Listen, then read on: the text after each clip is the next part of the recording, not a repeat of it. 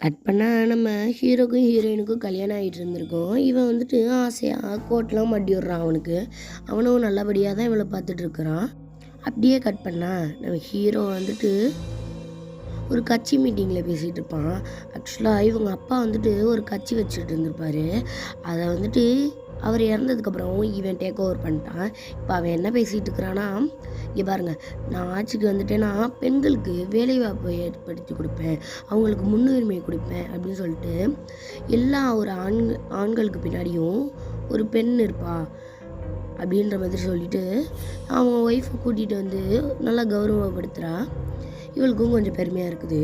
இப்போ அப்படியே திரும்பி பார்த்தா ஒரு பேய் இருந்துகிட்டு அப்படியே பயந்துட்டு திரும்பிடுவேன் அந்த சைடு. அப்படியே பக்கத்தில் இருக்க லேடிக்கு மூக்கிலேருந்து ரத்தம் வந்துட்டுருப்போம்.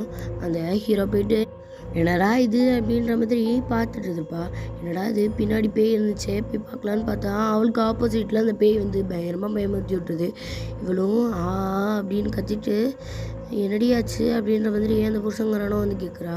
அப்போ வந்துட்டு இல்லைங்க, நான் தான் தேவையில்லாமல் கத்திட்டேன் அப்படின்ற மாதிரி சொல்லிவிட்டு இவங்களும் அந்த மீட்டிங்கை விட்டு கிளம்பிடுறாங்க. அங்கே பார்த்தா பயங்கரமான போஸ்டரு அது இதுன்னு ஒட்டியிருக்கு. என்னங்க இது, யார் இப்படி இருக்கா, யார் இந்த போஸ்டரில் இருக்கா அப்படின்ற மாதிரி நம்ம ஹீரோயின் கேட்கவும், அவனும் இங்கே பாரு, இவன் வந்துட்டு நமக்கு ஆப்போசிட்டில் நிற்கிறவன். இவன் வந்துட்டு நம்மளை விட பணத்துலேயும் சரி எல்லாத்துலேயும் செல்வாக்கானவன். 7 முறை இவங்க குடும்பம் தான் இந்த தேர்தலில் ஜெயிச்சிருக்கு. அதனால் நான்லாம் ஜெயிப்பேன்னு நினச்சி கூட பார்க்க முடியல, எனக்கு நம்பிக்கையே இல்லை அப்படின்றத சொல்லுவோம். நம்ம ஹீரோயின் நம்பிக்கையா, இங்கே பாருங்கள், நீங்கள் பிரச்சாரம் கொடுத்துக்கிட்டே இருங்க, என்ன நீங்கள் செய்வீங்களோ அதை நீங்கள் சொல்லிக்கிட்டே இருங்க, கண்டிப்பாக நீங்கள் ஜெயிக்கலாம் அப்படின்ற மாதிரி சொல்லுவோம். அப்படியே வீட்டுக்கு வந்துடுது.